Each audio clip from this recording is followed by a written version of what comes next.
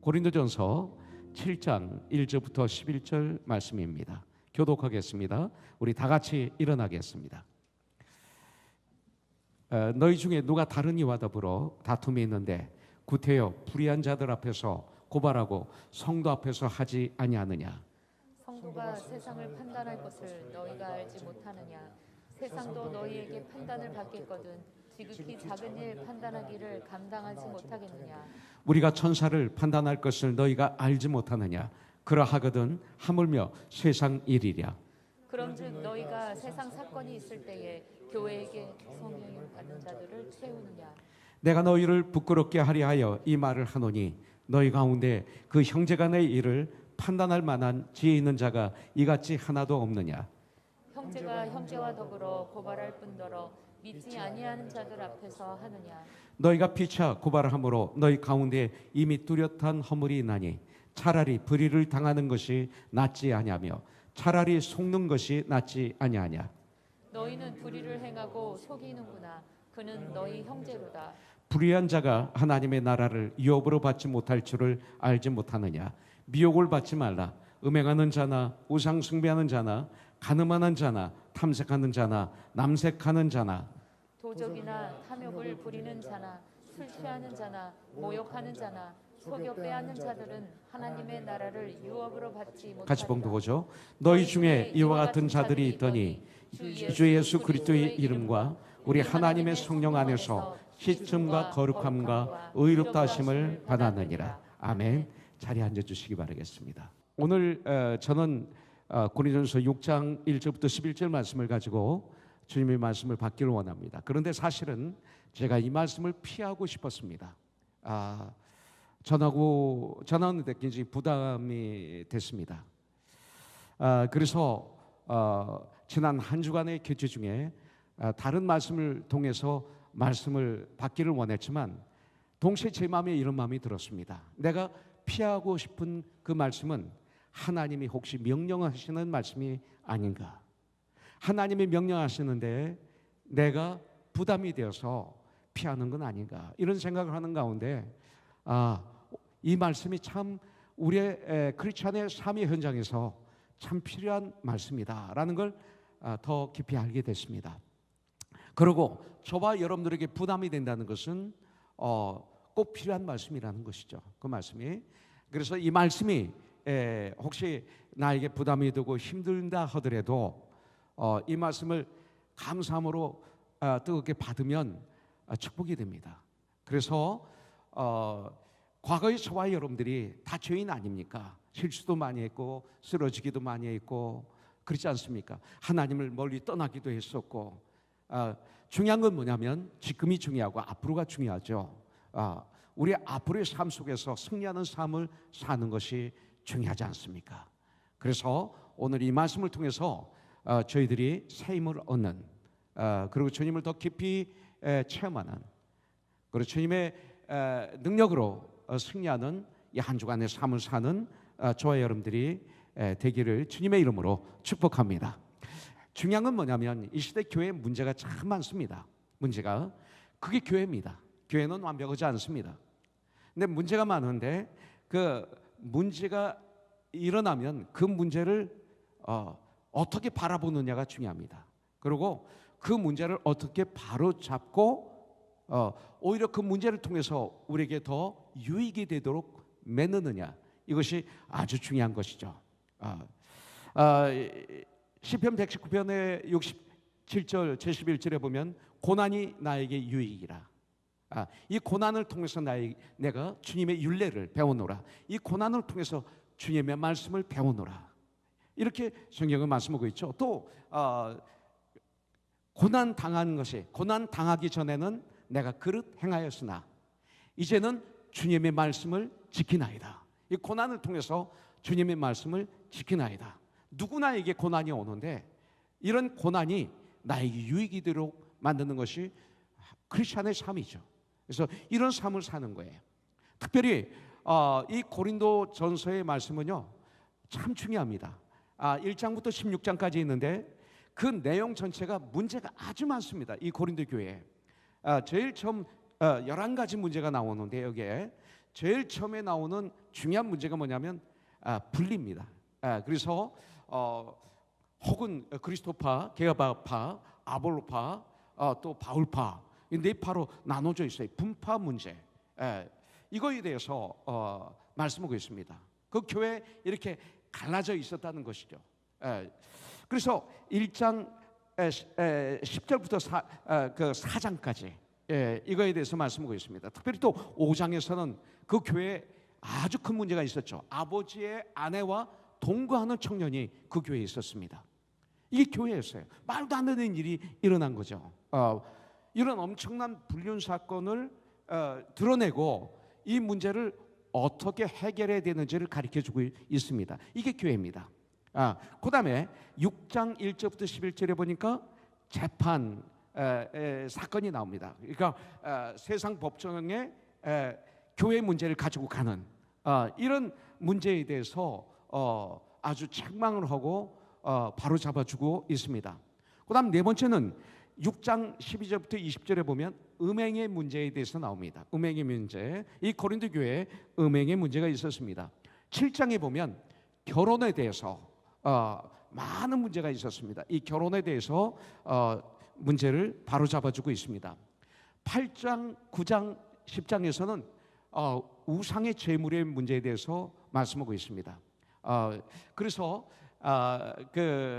그 우상의 제물의 문제에 대해서 말씀하다가 마지막에 결론을 내리기를 무엇을 먹든지 마시든지 무엇을 하든지 하나님의 영광을 위해서 하면서 결론을 내려주고 있는 걸 볼 수가 있습니다. 일곱 번째로는 11장 1절부터 16절에 보면 예배의 문제, 그 다음에 예배 드릴 때 머리에 수건을 쓰는 문제. 이 수건을 쓰는 것은 고린도시의 특별한 문화적인 요소가 거기 있습니다. 그래서 이런 문제에 대해서 바로 잡아주고 있습니다. 여덟 번째는 11장 17절부터 34절에 보면 음식을 먹는 문제, 교회에서 음식을 먹는 문제, 특별히 성만찬에 대해서 말씀해주고 있는 것을 볼 수가 있습니다. 저도 성만찬식을 할 때 바로 고린도전서 11장에 있는 말씀을 인용해서 성만찬식을 행하고 있죠. 그 다음에 은사 문제가 나옵니다. 고린도전서 12장, 13장, 14장에 은사의 문제가 나오는데 12장에 보면 9가지 은사가 쭉 나오고 그 은사에 대한 설명이 나옵니다. 그러면서 12장 마지막 절에 보면 더 큰 은사를 사모하라. 그러면서 13장으로 넘어가는 거죠.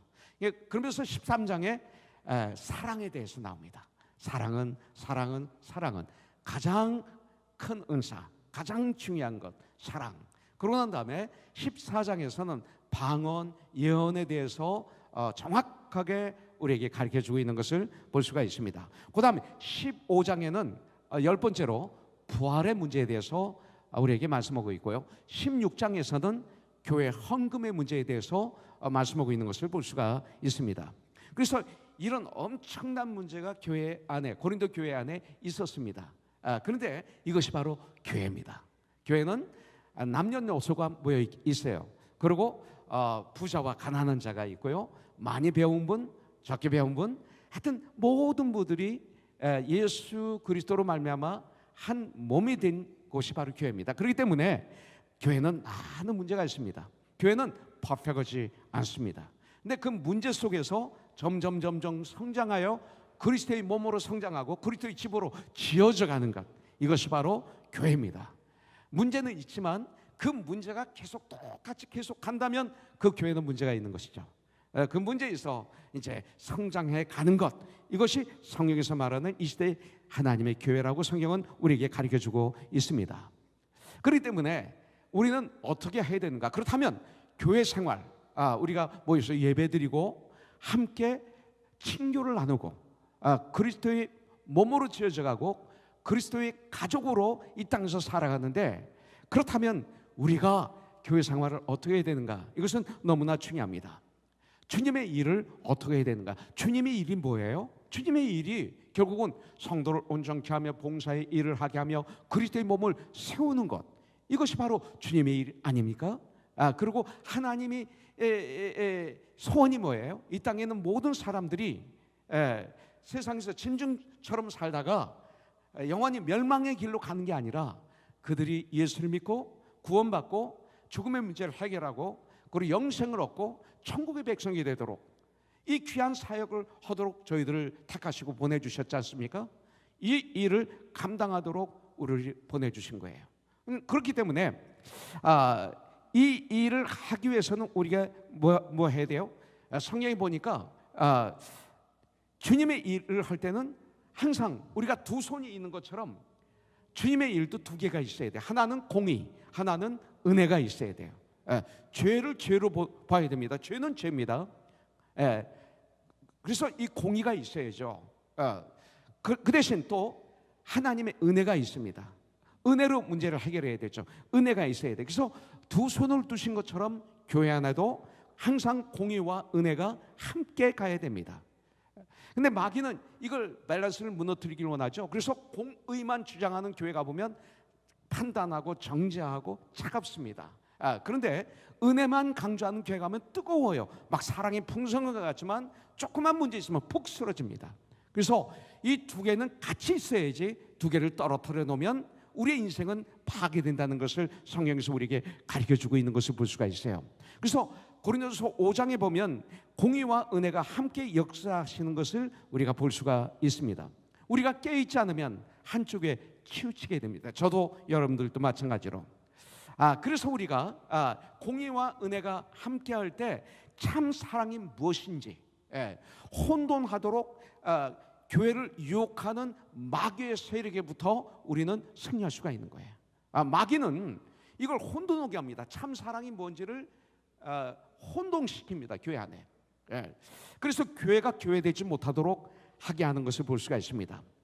많은 성도님들 교회 일을 열심히 하는데 근데 온전케 하는, 내가 열심히 그 일을 했는데 그 일을 통해서 열매가 있느냐 이거예요. 또 열심히 했는데 그 열심히 일한 그 일을 통해서 내 형제가, 내 자매가 성장했는가, 온전케 됐는가, 이게 굉장히 중요한 것이죠. 하나님의 나라가 내가 섬기는 그 섬김을 통해서 이루어지고 있는가. 만일 그렇지 않다면 이건 문제가 있는 거예요. 근데 이 세상의 교회 생활하는데 우리가 열심히 주님 일을 했는데 열매가 없어요. 성장이 없어요. 오히려 그가 예수를 제대로 믿지 못하도록 사랑이라는 미명하에 회개하지 못하도록, 성장하지 못하도록 붙잡고 있는 것을 우리가 보게 됩니다. 정말 1절부터 2절에 보면 너희 중에 누가 다른 이와 더불어 다툼이 있는데 구태여 불의한 자들 앞에서 고발하고 성도 앞에서 하지 아니하느냐. 성도가 세상을 판단할 것을 너희가 알지 못하느냐. 세상도 너희에게 판단을 받겠거든 지극히 작은 일 판단하기를 감당하지 못하겠느냐. 이렇게 말씀하고 있어요. 이게 어떤 말씀입니까? 여러분들, 예수님을 나의 주인으로, 나의 구원자로 믿고 그리고 내 안에 모신 사람들을 성경은 뭐라고 말씀하고 있느냐면 성도라고 말하고 있습니다. 성도라는 뜻은 거룩한 백성이라는 뜻입니다. 세인트, 거룩한 백성이라는 뜻입니다. 근데 예수 그리스도께서 우리들을 위해서 우리 죄를 용서해 주시기 위해서 우리 대신 십자가에서 물과 피를 쏟으시고 죽어 주셨습니다. 죽으시고 3일 만에 죽음을 이기시고 부활하셨습니다.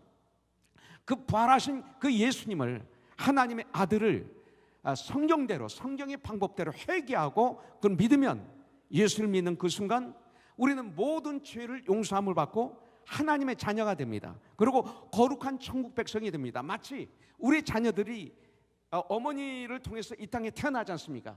태어나는 즉시 그 아이들은 나의 자녀가 되는 것처럼. 아무 공의가 없잖아요. 얘들이 착한 짓 한 것도 아니잖아요. 그냥 내가 낳았기 때문에 내 자녀가 되는 거죠. 그 즉시. 그와 마찬가지로 이것을 통해서 하나님은 보여주시는 거예요. 우리는 하나님의 자녀가 믿음으로 된 것입니다. 즉시 하나님의 백성이 된 것입니다. 그래서 성경은 1절부터 2절에서 예수 믿는 그리스도인들을 거룩한 백성, 성도라고 부릅니다. 성도, 세인트라고 이렇게 부릅니다. 그리고 예수를 안 믿는 분들을 불의한 자라고 얘기합니다. 좀 예수를 안 믿는 분들이 들으면 기분이 나쁘죠. 이 불신자들, 예수 믿지 않는 자들을 가리켜서 불의한 자들이라고 합니다. 또 예수를 믿지 않는 분들을 향해서 죄인들이라고 합니다. 그분들은 인정을 하지 않겠지만 죄인이라고 성경은 말하고 있습니다. 왜 그런 줄 아십니까? 이 세상에서 가장 큰 죄가 뭡니까? 천지 만물을 창조하신 창조주 하나님을 부정하는 것, 이것을 성경에서는 가장 큰 죄라고 합니다. 예. 그렇기 때문에 그들은 죄인인 거예요. 하나님, 이 천지 만물을 창조하신 하나님을 부정하기 때문에 오히려 하나님이 창조하신 원숭이의 후손이라고 하잖아요. 이게 말이 안 되는데 이건 믿고 있단 말이죠. 그렇게 똑똑한 사람들이 말이 됩니까? 원숭이와 지금 같이 가고 있는데 아니지 않습니까? 얼마나 어리석은 일을 벌이고 있는지 몰라요. 여러분들, 그래서 믿는 자들의 생각과 믿지 않는 자들의 생각은 성경이 말합니다. 다르다라고 가르쳐 줍니다. 예수를 믿는 사람과 예수를 믿지 않는 사람들과 하는 이 생각은 다릅니다. 삶도 다르다고 성경은 말하고 있어요. 9절에 보니까 불의한 자가, 예수를 믿지 않는 자가 이 소리입니다. 하나님을 부정하는 자가, 이렇게 되겠죠. 하나님의 나라를 유업으로 받지 못할 줄을 알지 못하느냐, 이렇게 말하고 있습니다. 그런데 고린도 교회 성도들 간에 세인트, 거룩한 백성, 하나님의 자녀들 간에 소송 문제, 이 재판 문제가 있었습니다. 6절에 보니까 형제가 형제와 더불어 고발할 뿐더러 믿지 아니하는 자들 앞에서 재판을 받느냐, 이렇게 성경은 우리에게 말하고 있어요.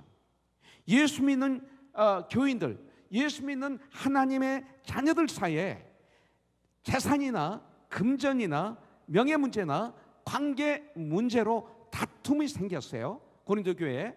그러니까 고린도 교회 교인들은 과거에 자기가 살던 방법 그대로 세상 법정으로 당연하듯 그 문제를 가지고 나간 거예요. 그런데 성경에서 뭐라고 그러냐면 성도 간의 문제는 세상 법정에 가지고 가면 안 된다, 이렇게 말씀하고 있어요. 크리스찬들은 크리스찬끼리의 문제를 세상의 법정으로 가지고 가면 안 된다라고 성경 말씀에서 말씀하고 있어요. 1절 2절에 보면 너희 중에 누가 다른 이와 더불어 다툼이 있는데 구태여 불의한 자들 세상 법정에 앞에서 고발하고 성도 앞에서 하지 아니하느냐, 이렇게 말하고 있어요. 고린도시는 그 당시 너무나 타락했던 도시였습니다. 그런 도시에 세워진 고린도 교회 교인들 중 과거 습관들을 버리지 못한 그리고 교인들, 교회 안에서 여러 가지 문제를 일으킨 것을 볼 수가 있습니다. 그리고 그들은 그 문제를 가지고 세상 법정에 나가서 세상 법정에 이 문제를 고소한 것입니다. 근데 안 된다는 거예요. 예수 그리스도는 천국에 가는 유일한 길이십니다. 예수 그리스도는 유일한 생명이에요. 예수 그리스도 안에 거할 때 우리는 참 생명을 만끽할 수가 있습니다. 거기에 생명이 있습니다. 여러분들, 예수 그리스도는 진리이십니다. 주님이 하신 말씀은 어제나 오늘이나 영원토록 동일하십니다. 이게 진리입니다. 여러분들, 그리고 주님은 세상의 빛이십니다. 세상의 빛이신 그 예수님을 믿는 성도들이 평안의 복음에 예비한 신발을 신고 세상에 나가서 빛과 소금의 역할을 감당해서 그들을 구원시켜야 할 우리들이 지체들을 고소해서 그들 앞에서 그들에게 판결을 받아야 하는 것, 이건 불행이고 너무나 잘못된 것이라고 성경은 우리에게 가르쳐주고 있는 것입니다. 여러분들, 성도 간의 분쟁은 하나님의 말씀으로 해결해야죠. 성도들끼리 교회 안에서, 주 안에서 해결해야 되는 거예요. 교회가 바로 이런 문제를 해결하기 위해서 했는데 이 시대 교회는 뭡니까? 그거 목사님한테 얘기하지 마세요, 교회에 얘기하지 마세요. 근데 세상 법정에는 가져가요. 말도 안 되는 일이 일어난 거예요. 그렇게 말을 하지 않는데 페이스북에 들어가면 그냥 모든 걸 다 쏟아놔요. 참 희한한 일들이 있어요. 이게 교회에서 해결해야 되거든요. 근데 이 시대 교회는 이런 거 해결하지 않아요. 구차내에 해요. 그리고 좋은 게 좋은 거지, 이렇게 살아가고 있어요. 그래서 문제가 되는 것 아닙니까? 여러분들, 성경은 저와 여러분들 세상의 빛이라고 말하고 있어요. 소금이라고 말하고 있어요. 빛은 뭐예요? 어둠에 비치면 어둠이 물러가는 게 빛이에요. 그렇지 않은 세상에서 그런 존재가 돼야 되죠. 소금이 뭡니까? 부패를 방지하는 거 아닙니까? 우리는 세상의 부패를 방지하는 사람들이에요. 이게 진정한 교회가 돼야 되는 거죠. 그런데 오히려 세상 법정에 우리가 우리 문제를 가지고 나가면 어떻게 되는 거예요? 말도 안 되지 않습니까? 이런 일들이 세상에 지금 너무나 많이 일어나고 있어요. LA도 그렇고 한국도 그렇고 끄떡하면 교회들이 세상의 법정에 서지 않습니까? 성경은 이렇게 말씀하고 있는데, 그런데 누가 성경 말씀을 지키겠어요? 목사들이 교회들이 이러고 있는데 누가 성경 말씀을 지키겠습니까? 이건 너무나 중요한 법인데, 성도 간의 분쟁들은 하나님의 말씀으로 말씀을 붙잡고 해결해야 돼요. 하나님의 방법으로 해결하는 것이 성도들이죠. 이거 가장 기본이죠. 서로 사랑 가운데서 말씀으로 해결해야 돼요. 하나님께서는 지체가, 교회가 세상 재판받는 것 허락하지 않으셨어요. 아주 기본입니다, 이것이. 그러면 두 번째로, 왜 세상 법정의 소송에서는 안 되는가 성경에서 말하고 있어요. 왜요? 바로 성도는 세상과 천사까지도 심판할 사람들이기 때문에 그래요. 우리가 그런 사람들이에요. 2절부터 3절에 보면 성도가 세상을 판단할 것을 너희가 알지 못하느냐 그랬어요. 성도가 오히려 판단해야 돼요. 그것은 옳다 그르다 말씀을 통해서 이걸 주어야죠, 오히려 세상에. 근데 세상으로부터 우리가 판단을 받으면 말이 되겠습니까? 세상도 너에게 판단을 받겠거든 지극히 작은 일 판단하기를 감당하지 못하겠느냐? 지나고 보면 그렇게 큰 문제가 아니었잖아요. 지극히 작은 일인데 그거 판단하기를 감당치 못하겠느냐? 우리가 천사를 판단할 것을 너희가 알지 못하느냐? 그러하거든 하물며 세상 일이라, 이렇게 말씀하겠습니다. 우리는 세상을 판단할 하나님의 자녀들입니다. 이 소리는 뭡니까? 너희는 세상의 빛이다 소금이다, 이 소리예요. 너희는 세상의 빛이 되라 소금이 되라, 아닙니다. 우리는 이미 세상의 소금입니다. 세상의 빛입니다. 이것을 교회라고 합니다. 이것을 그리스도인이라고 말하고 있습니다. 여러분들, 우리는 천사보다 나은 존재입니다. 천사는 하나님의 종, 천사이지만 우리는 하나님의 자녀입니다. Children of God. 그래서 히브리서 1장 14절에 보면 모든 천사들은 섬기는 영으로서 구원받을 상속자들을 위하여 섬기라고 보내신 것이 아니냐. 우리를 섬기기 위해서 하나님은 천사를 보내셨다, 이렇게 말씀하고 있습니다. 그렇기 때문에 이렇게 천사를 판단하고 세상을 판단할 수 있는 성도인 우리가 예수님을 믿지 않는 세상 사람들의 판단을 받으러 세상 법정에 나간다는 것은 말이 안 되는 것이다, 이렇게 말하고 있어요. 여러분들, 더구나 고린도 교회에서 일어난 문제는 살인 문제도 아닙니다. 사소한 아주 작은 문제, 관계의 문제, 물질의 문제였어요. 그래서 바울이 책망하는 것입니다. 그러나 여러분들 알아야 될 것이 있습니다. 세상이 교회를 고소할 때 우리들은 재판정에 서서 당당하게 싸워야 됩니다. 사도 바울처럼. 이것은 우리가 알아야 돼요.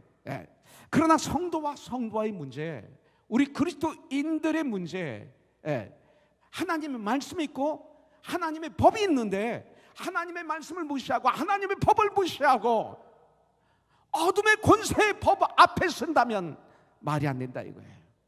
여러분들, 세상의 판단에 교회를 맡긴다면 그것은 있을 수 없는 일이라고 성경은 우리에게 말하고 있어요. 절대로 있으면 안 된다고 말하고 있어요. 그것은 하나님께 영광이 아닌 하나님 모욕하는 일입니다. 사도 바울은 고린도 교회 교인들을 책망하면서 2절에서 성도가 세상을 판단할 것을 너희가 알지 못하느냐? 세상도 너희에게 판단을 받겠거든 지극히 작은 일 판단하기를 감당하지 못하겠느냐? 이렇게 말씀하고 있습니다. 여러분들, 이런 문제도 지체된 크리스찬들이 해결하지 못한다면 이것은 문제라는 것입니다. 교회가 모여서 이런 문제를 해결했죠. 초대교회는 그런 문제를 다 해결했지 않습니까? 근데 우리는 이런 문제를 해결하지 못해요. 사도행전 5장에 보십시오. 아나니아와 삽비라 문제가 있었잖아요. 세상에 맡겼습니까? 그들이 그 문제를 해결했어요. 끝나고 나니까 교회가 더 건강해졌어요. 오히려 사도행전 6장에 보십시오. 과부들의 먹는 문제를 가지고 문제가 교회 안에 크게 생겼잖아요. 세상 법정에 가지고 나갔습니까? 아닙니다.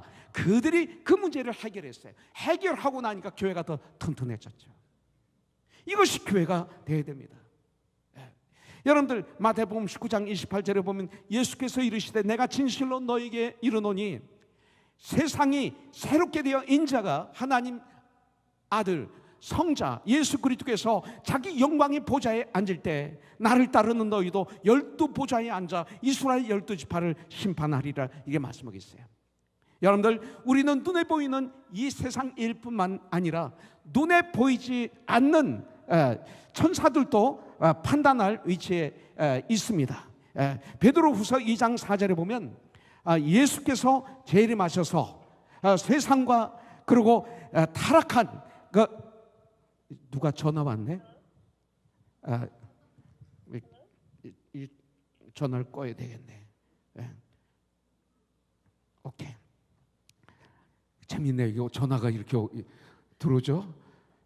이게 너무 중요한 말씀이니까 지금 방해하는 거예요. 방해하는 거예요. 잘 들어야 돼. 저도 듣고 여러분들도 정말 들어야 돼. 이게 너무 중요해요. 여러분들 그 베드로후서 2장 4절에 주신 말씀이에요. 이 말씀을 보면 뭐냐면 주님이 이 땅에 오셔서 재림하셔서 세상과 타락한 천사들을 심판하실 때 성도들은 그 일에 동참하게 된다, 이거예요. 그래서 그런 엄청난 권세를 가진 사람들이 우리들이에요. 그래서 요한복음 1장 12절에 보면 영접하는 자 곧 그 이름을 믿는 자들에겐 하나님의 아들이 되는 권세를 주셨다, 이렇게 성경은 말하고 있어요. 여러분들, 만일 부득이 소송할 일이 있으면 교회 안에서 그 문제를 해결하라고 말하는 거예요. 세상 법정에 가지고 가지 말아야 한다는 것이 오늘 말씀의 핵심입니다. 5장에서도 말씀하시죠. 그 아버지의 아들과 동거하는 사람이 그 안에 있었어요. 얼마나 교회가 타락했습니까? 이게 교회예요. 그런데 그 문제를 해결해 나가는 게 교회죠. 그런데 고린도전서 5장 12절부터 13절에 보면 밖에 있는 사람들을 판단하는 것이야 내게 아무 상관이 있으려마는 교회 안에 있는 사람들이야 너희가 판단하지 아니하랴, 이렇게 말씀하고 있어요. 너는 판단하지 말라 그랬는데 여기서는 교회 안에 있는 사람들이야 너희가 판단하지 아니하랴, 이렇게 말씀하고 있습니다. 밖에 있는 사람들은 하나님이 심판하시려니와 이 악한 사람은 너희 중에서 내쫓으라. 여러분들 내쫓아 보셨어요? 교회에서요? 요새 그렇게 못합니다. 그러면 교회 분란이 일어나고 또 내쫓으면 한 명이 줄어들고 헌금도 줄어들고 이런 생각을 해요. 잘못하면. 그래서 내쫓지를 못하는 거예요. 그리고 어떤 분들은 그 청년이지만 하나님은 사랑이시기 때문에 우리가 사랑해야 돼 해가지고 껴안고 있어요. 그래서 아버지와 동거하는 그 아들이 거기서 회개하고 주님 앞에 바로 쓸 수 있는 기회까지도 막아버려. 꾹 껴안고 있으니까. 이걸 조금 건드리면 사랑이 없다라고 얘기해. 차갑다고 얘기해요. 이것이 이 시대 교회예요. 그러면 어떻게 됩니까? 지옥 가죠. 오히려 그를 내쫓아야 돼. 이유가 뭐예요? 여러분들 5장 5절에 보면 이렇게 돼 있어요. 이런 자를 사탄에게 내주었으니 이는 육신은 멸하고 영은 주의 소유의 날에 구원을 받게 하려 함이라. 말하자면 이런 일을 통해서 이것이 엄청나게 큰 죄라는 걸 깨닫게 하고 그리고 회개하고 주님 앞에 다시 돌아오게 하는 것이 사랑 아닙니까? 이렇게 우리가 해야 되는 거예요. 이것이 사랑입니다. 이것이 바로 은혜입니다. 우리들이 진정 성령으로 충만하면 보입니다. 성도들 간의 소송, 이 재판은 불신자들의 웃음거리만 될 뿐 아니라 전도이기를 막게 됩니다. 절대 여기는 은혜가 없고 열매가 없습니다. 여러분들, 성경은 말하고 있습니다. 2절에서 보니까 세상도 너에게 판단을 받겠거든 지극히 작은 일을 판단하기를 감당하지 못하겠느냐, 이렇게 말씀하고 있어요. 땅에서 건물을 보면 정말 목이 아플 정도로 하늘을 보면서 야, 건물 굉장히 높다, 이렇게 보입니다. 유럽에 가보니까 2층 버스가 많아요. 한 집 건물 같아요. 야, 크다. 저거 넘어질까 두려워요. 그렇지만 비행기를 타고 조그만 공중에 올라가서 땅을 내려다보면 사람이 개미처럼 보여요. 그리고 모든 건물들이 아주 작게 보입니다. 우리가 하나님 말씀을 모르고 하나님의 뜻을 이해하지 못한 채 문제와 사건을 보면 그것이 나를 금방 망하게 하는 것처럼 크게 보여요. 그러나 하나님의 은혜로, 하나님의 말씀으로 보면, 하나님의 관점으로 그 문제와 사건을 바라본다면 여러분들, 사실 그것은 아주 작은 일이에요. 여러분들, 그것을 알게 됩니다. 성경은 말합니다. 지극히 작은 일 판단하기를 감당하지 못하겠느냐. 성경은 우리에게 말씀하고 있어요. 여러분들, 우리는 당면하는 모든 문제를 말씀으로 봐야 돼요. 말씀으로 봐야 돼요. 성경은 뭐라고 말씀하시고 있는가? 주님이라면 어떻게 하셨을까? 이것이 가장 기본이에요. 여러분들, 나의 경험으로, 나의 지식으로, 심리학으로 여러분들 많이 해보셨을 거예요. 가끔 문제가 해결되는 것도 있죠. 그러나 그거 가지고 열매가 있습니까? 성장이 있습니까? 없어요. 심지어 이 시대 학교에서는 도덕이라는 게 없어지고 말았어요. 옳다 그르다를 얘기하면 쫓겨나요. 어떤 면으로. 이것이 말세에 다가온 이 시대의 모습입니다. 한국이나 미국이나 어디든지 마찬가지예요. 이것을 가르치지도 않습니다. 그런데 성경은 그런데 우리가 거기에 판단을 받아야 될 거예요. 세상 법정으로 가져가 보십시오. 옳고 그름을 얘기합니까? 오제이 심슨 사건 때 여러분들 기억 못하실 거예요. 샤피라는 변호사 사용했죠. 결국 오제이 심슨이 이겼어요. 그런데 나중에 기자들이 변호사에게 인터뷰를 했죠. 너는 정말 오제이 심슨이 그 부인을 죽이지 않았다고 믿느냐? 그럴 때 뭐라고 답했습니까? 변호사가. 나는 옳다 그르다를 판단하는 사람이 아니다. 나는 진실과 거짓을 얘기하는 사람도 아니다. 나는 나의 카스토머가 이기게 하는 사람이다라고 얘기를 했어요. 그것이 세상의 법정입니다. 그런 법정에 세워서 난 무조건 이겨야 된다, 이런 개념이라면 그것은 말도 안 되는 것입니다. 여러분들, 문제가 해결되지 않습니다. 우리는 정말로 주님의 말씀을 보는 훈련을 오늘부터 해야 됩니다. 성경은 알지 못하느냐? 두 번이나 강조해서 말씀하고 있습니다. 성경은 말씀하시기를 성도는 바른 지식, 곧 하나님을 아는 지식으로, 곧 말씀으로 내 안에 가득 차 있어야 된다고 말하고 있어요. 여러분들, 부활을 부정하는 사두개인들 예수님께 찾아왔죠. 그래가지고 이상한 질문을 합니다.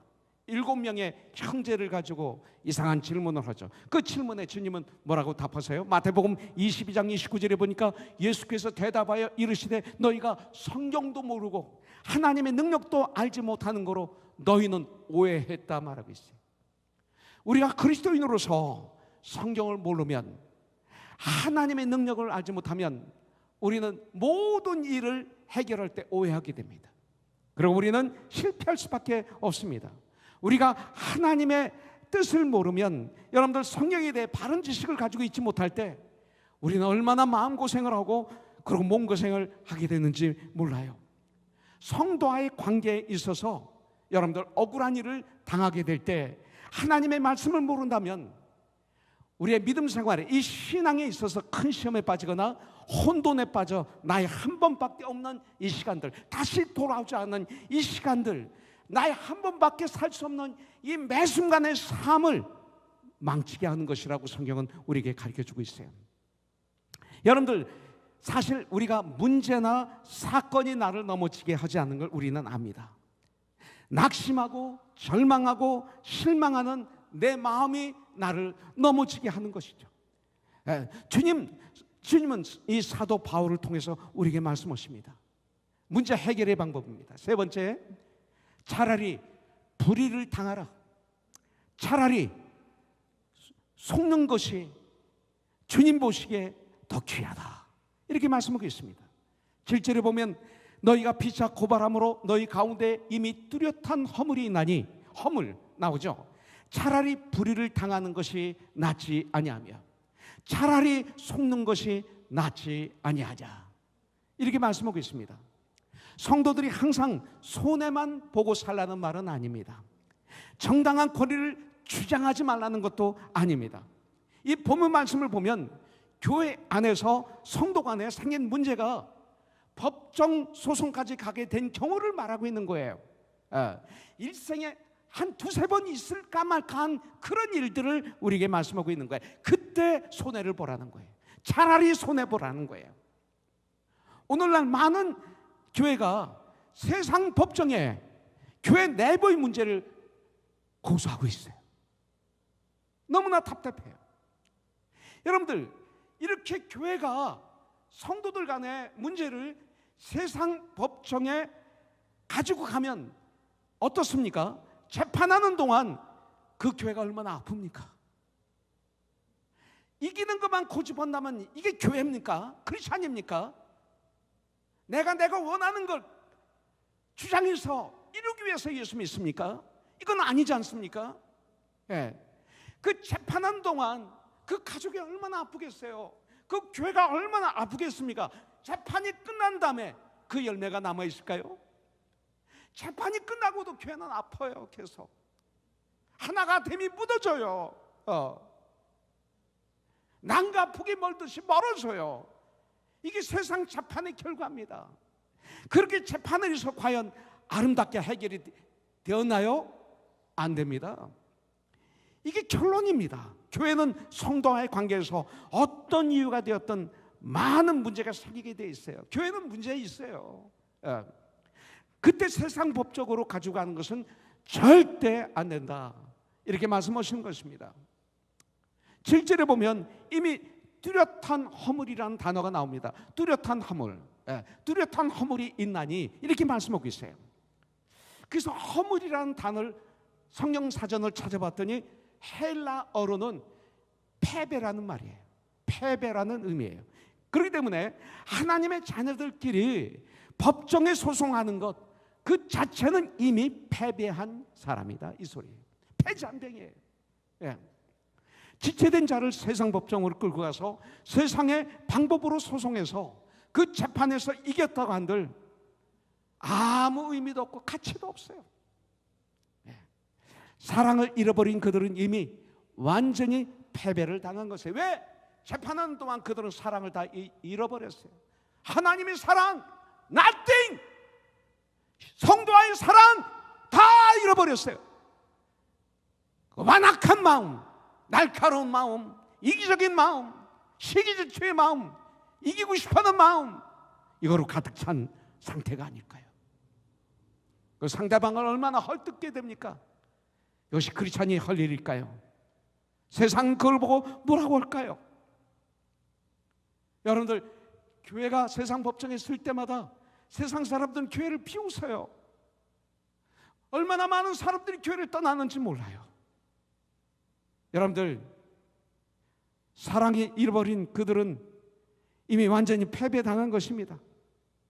예수님의 그 십자가의 보혈의 피 얼마나 귀합니까? 죽으시기까지 나를 사랑하신 그 예수님의 사랑, 그 주님의 사랑, 주님의 보혈의 피로 우리가 하나 된 우리들, 지체가 된 저와 여러분들, 형제 자매들, 세상의 법정에 고소하는 것보다는 성경에서 말합니다. 차라리 불의를 당하는 것이 낫다, 차라리 속는 것이 낫다. 성경은 우리에게 오늘 말씀하고 있습니다. 여러분들, 손해보지 않아도 될 것을 하나님 말씀 때문에 손해보신 적이 있습니까? 매번이 아닙니다. 평생에 몇 번 될 거예요. 여러분들, 속지 않아도 될 일을 하나님 때문에 속는다면 하나님은 너무나 기뻐하실 것입니다. 여러분들, 전 분명히 믿습니다. 우리 자녀들이 잘못했을 때, 또 어떤 억울한 일 있을 때 걱정하지 마, 너 억울하지? 참어, 괜찮아, 이렇게 자녀들을 위로한 부모님 있죠. 그래서 속으로 뭐라 그래? 네가 억울한 거 당한 거 내가 다 갚아줄게. 그게 말은 하지 않았지만 부모의 마음 아닙니까? 그 다음에 그 말이 있는 거예요. 차라리 네가 불의를 당하라, 차라리 네가 속임을 당하라. 그러면 내가 말씀은 하지 않으셨지만 내가 다 채워줄게. 아니, 2배, 3배로 채워줄게. 이거 주님의 마음이에요. 이것을 우리가 채워보자 이거예요. 분명히 저는 믿기는 주님은 다른 것으로 몇 배나 더 갚아주실 줄 분명히 믿습니다. 이것이 하나님의 방법이에요. 성도 간에 이 분쟁이 생기는 것은, 세상 법정에 가지고 가는 것은 왜 그렇습니까? 내 안에 믿음이, 하나님에 대한 믿음이 없어서, 진정한 하나님의 사랑이 없을 때 나오는 방법이에요. 아무리 그분이 훌륭한 목사라 하더라도, 아무리 그분이 훌륭한 지도자라 하더라도, 만일 그렇게 했다면 그분은 하나님의 사랑이 없는 것입니다. 교회는 서로 사랑하고, 그리고 우애하고 서로 존경해야 되는 것입니다. 성도된 지체들을 위해서 차라리 손해를 보는 것이 낫다, 오늘 말씀하십니다. 차라리 불의를 당하는 것이 더 낫다, 차라리 속는 것이 더 낫다, 주님이 이렇게 우리에게 가르쳐주고 있는 것을 볼 수가 있어요. 네 번째 보겠습니다. 불의한 자는 하나님의 나라에 들어갈 수가 없습니다. 예수를 믿지 않으면 하나님의 나라에 들어갈 수가 없습니다. 9절부터 10절에 보면, 불의한 자가, 세상 사람들은 하나님의 나라를 유업으로 받지 못할 줄을 알지 못하느냐, 미혹을 받지 말라. 음행하는 자나 우상 숭배하는 자나 간음하는 자나 탐색하는 자나 남색하는 자나 도적이나 탐욕을 부리는 자나 술 취한 자나 모욕하는 자나 속여 빼앗는 자들은 하나님의 나라를 유업으로 받지 못하리라. 불의한 일을 계속하면서 자신은 하나님의 나라를 유업으로 받을 것이라 믿는다면 그는 스스로 속임을 당하고 있는 것입니다. 불의한 자들이, 나는 예수를 믿습니다, 난 천국에 갑니다, 난 지금 천국의 삶을 삽니다, 한때 교회에 이것이 만연했었어요. 그래서 지금 교회가 이렇게 타락한 거예요. 그런데 오늘 마지막으로 우리에게 소망을 주십니다. 다섯 번째 보니까 이런 죄에서 시침을 받고 거룩해지고 의로워지는 길, 회복하는 길을 우리에게 11절에서 가르쳐주고 있는 것을 볼 수가 있습니다. 너희 중에 이와 같은 자들이 있더니 주 예수 그리스도의 이름과 우리 하나님의 성령 안에서 시침과 거룩함과 의로하심을 받았느니라 그랬어요. 이 말씀을 보기 위해서는 요한일서 1장 9절의 말씀과 연결이 되죠. 만일 우리가 우리 죄를 자백하면, 회개하면 그는 미쁘시고 의로우사 우리 죄를 사하시며 우리를 모든 불의에서 깨끗하게 하실 것이요, 이렇게 말씀하고 있습니다. 여러분들, 회복하는 유일한 방법, 지금 과거에 여러분들이 있었던 많은 일들이 있어요. 근데 슬쩍 지나간 것 안 됩니다. 주님은 기억하십니다. 용서는, 회복은 회개를 통해서 가능합니다. 회개하지 않으면 용서가 없습니다.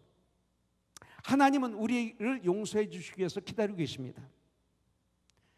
그런데 회개하실 때 주님은 용서가 시작이 됩니다.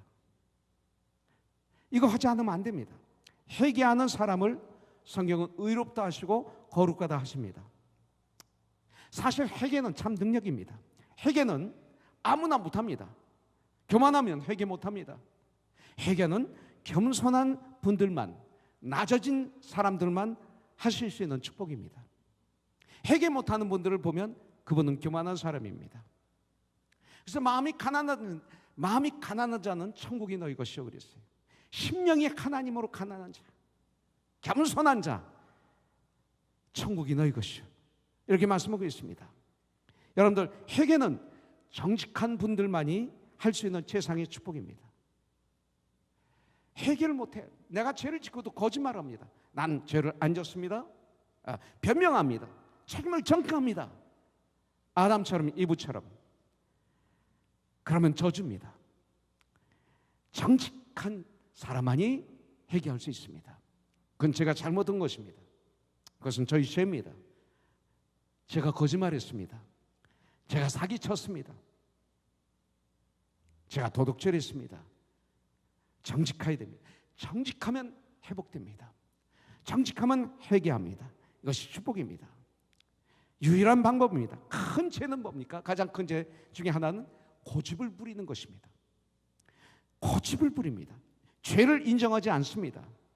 변명합니다. 책임을 전가합니다. 다른 사람에게. 이것이 바로 큰 죄입니다. 참 회개를 하면 되는데, 그래서 욥기 1장 20절에 보면 아주 중요한 말이 나오죠. 욥은 하루아침에 아들, 딸 10명을 잃어버렸습니다. 그날 동시에 동방에서 제일 재벌이었는데 하루아침에 온 재산이 다 날아갔습니다. 종들도 몇 사람만 낳고 다 죽었습니다. 하루아침에 이렇게 많은 사람이 그렇게 극히 없어요. 그때 욥의 반응이 1장 20절에 나오죠. 욥이 일어나 겉옷을 찢고, 첫째 일어났습니다. 겉옷을 찢었습니다. 그리고 머리털을 밀었습니다. 그리고 땅에 엎드려 예배하며 그랬어요. 중요합니다. 욥이 일어나 겉옷을 찢고 머리털을 밀고 땅에 엎드려 예배하며 이렇게 말했습니다. 주신 자도 여호와시요 취하신 자도 여호와시오니, 내가 이 땅에 올 때 그냥 벌거벗고 왔다가 벌거벗고 가는 것이 내 인생인데, 이렇게 말하면서 이렇게 말하고 있습니다. 주님을 예배합니다. 그 자리에서 일어나 그랬습니다. 욥이 일어나. 오늘 우리도 이것을 한번 흉내내기를 원합니다. 나의 삶이 잘못된 삶 그 자리에 있다면, 그런 삶이라면 그 자리에서 여러분들 용감하게 일어나십시오. 그냥 주저앉아 있지 마세요. 조금 있다 회개하지, 조금 있다 해결하지가 아니라 바로 지금 그 자리에서 일어나십시오. 용감하게 스탠드업, 일어나세요. 그리고 겉옷을 찢으세요. 이게 뭐예요? 참된 회개를 하라는 거예요. 통해 자복하라는 거예요. 죄에 대한 이런 통해 자복이 우리에게 있어야 되죠. 죄를 우리가 너무나 친하게 느끼면 안 되죠. 찢어야 돼요. 죄는 찢어내야 돼요. 짝짝 다 찢어야 됩니다. 회개를 통해서. 겉옷을 찢는 거예요. 참된 회개를 하는 거예요. 그 머리털을 밀었다고 그랬어요. 성경에서 머리털을 민다는 얘기는 갱그리아에서 사도 바울이 하나님께 서운할 일이 있어서 머리를 밀었다 그랬어요. 결단했다는 것입니다. 참된 회개를 하고 앞으로의 삶 속에서 결단을 하는 거예요. 머리털을 밀어야 돼요. 그리고 땅에 엎드려, 이건 뭐예요? 낮아져요. 겸손해지는 거예요. 주님께 예배를 드릴 때 교만한 사람은 예배를 못 드려요. 겸손하게, 그리고 주님께 예배를 드리는 거예요. 이것이 바로 욥이었습니다. 그렇기 때문에 욥은 하나님으로부터 욥기 1장 1절에 보니까 우스 땅에 사는 욥이라는 사람이 있었는데, 그는 순전하고 정직하여 하나님을 경외하며 악에서 떠난 자였다. 이렇게 하나님은 욥에 대해서 말씀하고 있어요. 성령 충만한 자였다, 이렇게 말씀하고 있습니다. 여러분들, 다윗이 우리아의 아내를 범했어요. 그리고 간접적으로 우리아를 살인했습니다.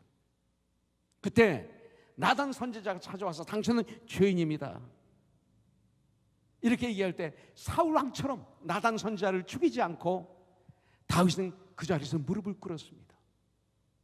그리고 죄를 시인했습니다. 그 자리에서 일어났다 이거예요. 죄를 시인했다 이거예요.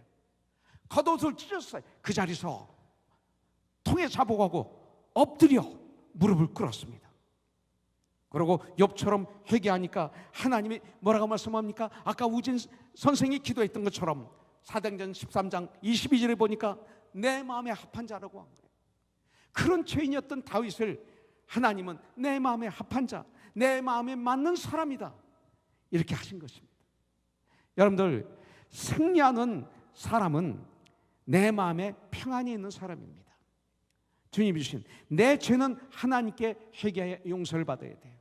그리고 다른 사람이 나에게 범한 죄는 그분이 회개하게 하여 사랑으로 용서해 주시고 잊어버려야 돼요. 이것이 다른 형제 자매와의 관계예요. 나의 허물은 회개와 기도와 내 삶이 죄의 자리에서 떠나야 되는 거예요. 죄의 자리에서 떠나는 것을 회개라고 그래요. 그리고 주님 앞에 돌아와 주님의 말씀으로 돌아오는 거예요. 주님의 방법으로 돌아오는 거예요. 주님의 말씀하신 성경에서 말하는 라이프 스타일로 돌아오는 것이죠. 이게 회개예요. 주님께 돌아와서 경건의 훈련으로 날마다 하나님 말씀을 낮과 밤으로 묵상하고 그 기도함으로 말씀과 기도로 정말 성장하는 그런 나, 여러분들 그런 그리스도인이라면 분명히 욥에게 그리고 다윗에게 하셨던 말씀을 선물로 주실 줄 분명히 믿습니다.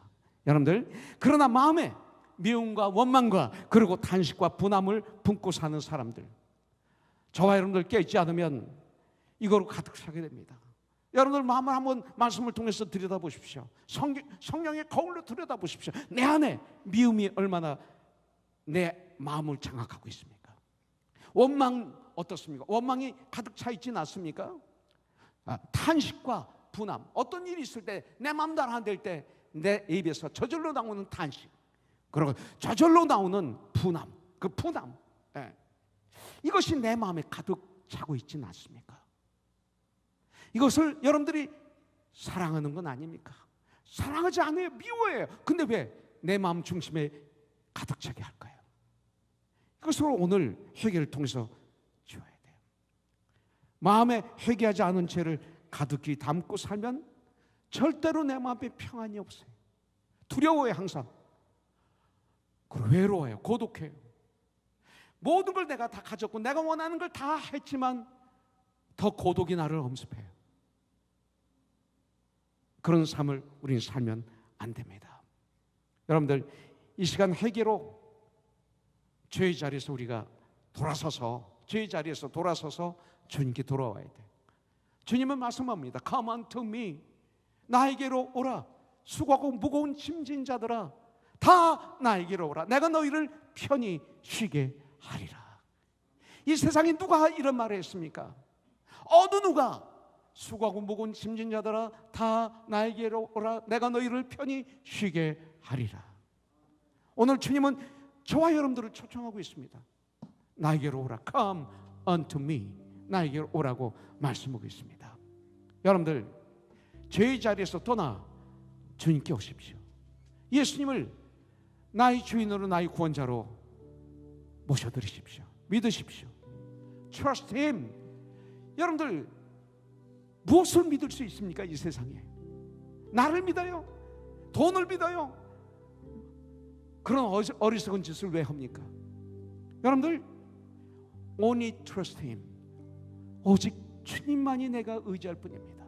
주님을 의지하시고, 그리고 진리이신 길이신 생명이신 예수님 중심으로 살아가는 거예요.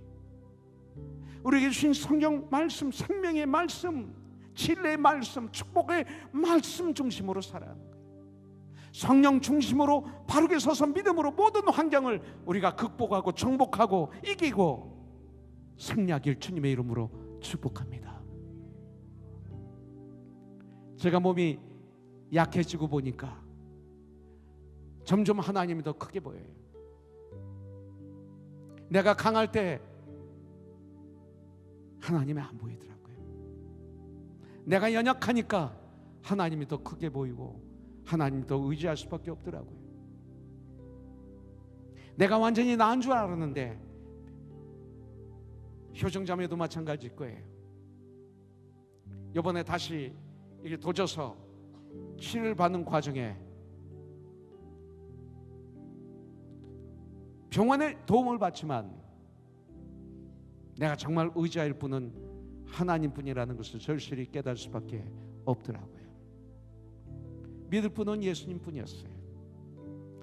내가 약하면, 연약하면, 겸손하면, 낮아지면, 정직하면 그때서야 진리가 보이더라고요. 이것을 빨리 깨달으면 깨달을수록 축복입니다. 십자가 오른편에 달렸던 강도처럼 죽기 직전에 깨닫는 것도 축복일 수 있지만 성과니까 여러분들 미리 깨달아서 미리 멋있는 삶을 살다가 주님 앞에 서서 더 큰 상급을 여러분들이 받아야 되지 않을까요? 오늘 주님은 여러분들을 부르십니다. 수고하고 무거운 짐진 자들아, 다 나에게로 오라. 내가 너희를 편히 쉬게 하리라. 나의 멍에는 쉽고 가벼우니 주님은 말씀하고 있습니다. 오늘 이 시간 우리가 기도할 때 이 땅을 살아가는 가운데 억울하고 분한 일이 있을지 몰라요. 오늘 이 시간 그것을 세상에 고소하지 마시고 하나님께 고소하십시오. 모든 것을 다 알고 계시고 보복해 주시는 나의 하나님께 이 시간 다 아뢰십시오. 시편 기자처럼 하나님께 다 말씀하십시오. 그리고 우리는 계속해서 하나님이 기뻐하시는 일에 나의 마음을 다하기를 원합니다. 이것이 오늘 우리에게 주시는 하나님의 말씀입니다. 교회는 언제든지 즐거워야 됩니다. 웃음이 가득해야 됩니다. 우리 교회된 저희들 크리스찬들, 우리의 얼굴도 언제나 은혜로 가득해야 되고 기쁨이 가득해야 됩니다. 항상 범사에 감사해야 됩니다. 항상 기뻐해야 됩니다. 주님은 명령하십니다. 주 안에서 기뻐하라고. 여러분들, 이 기쁨은 주 안에서만 가능합니다. 예수 안에서만. 우리 마음이 그래서 예수 안에서 즐거워해야 되는 거예요. 이걸 놓치지 마십시오. 교회에는 즐거움이 넘쳐서 교회보다 더 재미있는 곳이 없어야 됩니다. 마치 시편 기자처럼 84편 10절 주의 궁정에서의 한 날이 다른 곳에서의 첫날보다 나은 쪽 악인의 장막에 사는 것보다 내 하나님의 성전 문지기로 있는 것이 좋습니다. 다윗의 고백. 바다로 나가면 참 좋습니다. 때때로 Red on the Beach, 거기서 태평양 상공을 바라보면 시원합니다. 즐겁습니다. 골프 치는 분들이 골프장에 가면 아마 즐거울 것입니다. 낚시하는 분들이 바다나 강에 낚시하러 가시면 태환 형제 참 즐거울 것입니다. 네. 이런 것들 다 하나님이 주신 선물이고 축복입니다. 누리십시오. 그런데 교회에 올 때 억지로 오신다면 그것은 안 됩니다. 그 어느 때보다 교회에 오실 때 너무나 좋아서 정말 이 너무나 즐거움을 못 견디는 그 모습으로 여러분들 교회에 오신다면 축복입니다. 이것이 교회의 모습이 되어야 됩니다. 이 시대의 교회는 그런 교회가 되어야 됩니다. 그래서 마귀는 교회의 행복을 뺏어가기를 소원합니다. 별짓을 다 합니다. 교회의 행복한 것을 뺏어가려고 그래요. 즐거움을 뺏어가려고 그러고, 교회가 서로들 간에 형제자매가 다투게 하고 싸우게 하고 별짓을 다 합니다. 마귀는 자지도 않고 졸지도 않고 교회를 쓰러뜨리기 위해서 별짓을 다 한다고 성경에서 말하고 있습니다. 여러분들 교회에 은혜와 평강이 가득 차면 거기서 나오는 열매는 축복의 열매가 열리고 생명의 열매가 열립니다. 그때서 전도의 진실한 열매가 가득하게 맺힐 줄 분명히 믿습니다. 우리의 마음 도둑질 당하지 마십시오. 말씀으로 기도로 우리 마음을 청소하고 회개하고, 그래서 청소하고 마음을 지키십시오. 마귀로 틈을 타지 못하게 하십시오. 내 마음에. 저를 한번 따라해 주시기 바라겠습니다. 마귀로 틈을 타지 못하게 하라. 여러분들 각자 자기에게 말하는 거예요.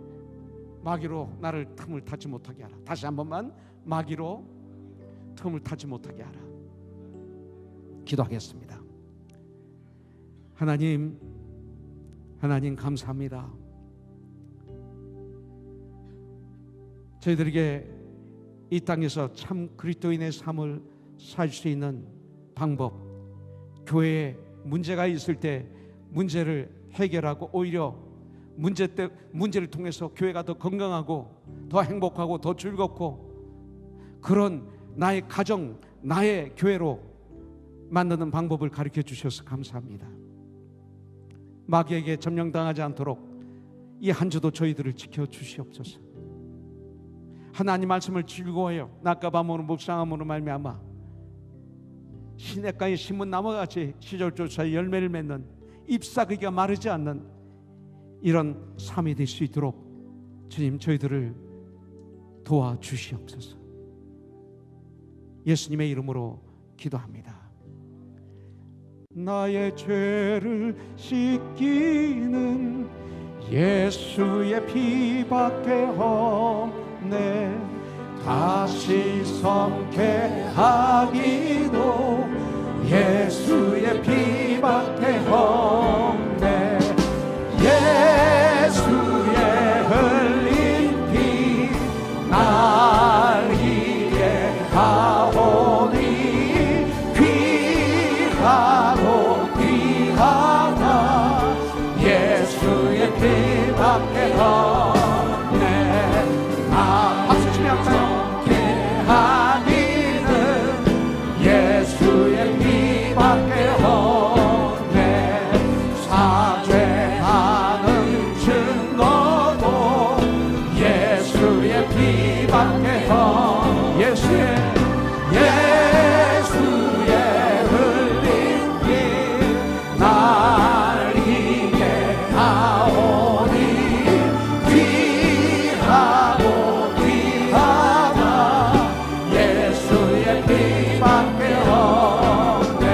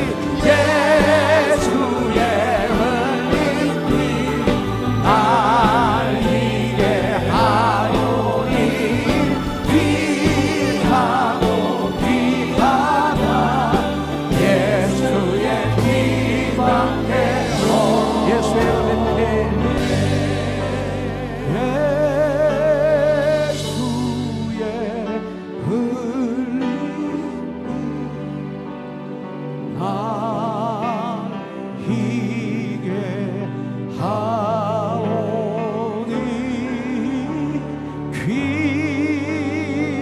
귀하고 귀하다 예수의 피밖에 없네. 아멘. 아버지 하나님 감사합니다. 오늘도 이렇게 주님께 예배를 드릴 수 있는 은혜를 주셔서 너무나 감사합니다. 일주일 출발하면서 이렇게 예배로 출발하게 해주셔서 참 감사합니다. 한 주일 3위 이렇게 예배의 3위 되게 해주셔서 세상을 넉넉히 이기게 하여 주시옵소서. 우크라이나 사건으로 유럽에 가보니 너무나 아픈 것을 봤습니다. 저 전쟁을 멈추게 하여 주시고 이 어려움을 통해서 이 전 세계가 살아계신 하나님을 바라볼 수 있는 축복을 허락하여 주시옵소서. 우리 조국과 미국을 주님이 꼭 붙잡아 주시옵소서. 이제는 우리 주 예수 그리스도의 무한하신 은혜와 하나님 아버지의 극진하신 은혜와 사랑과 성령님의 역사가 오늘 신령과 진정으로 예배를 드리고 이제 세상을 향해서 나가는 하나님의 사람들 위해 우리 시연자매 언니 가족 위해 그리고 오늘 함께 예배를 드리는 모든 분들을 위해 이 한 주간도 함께하여 주셨기를 축복하여 주셨기를 예수님의 이름으로 간절히 기도드리옵나이다. 아멘. 살아계신 주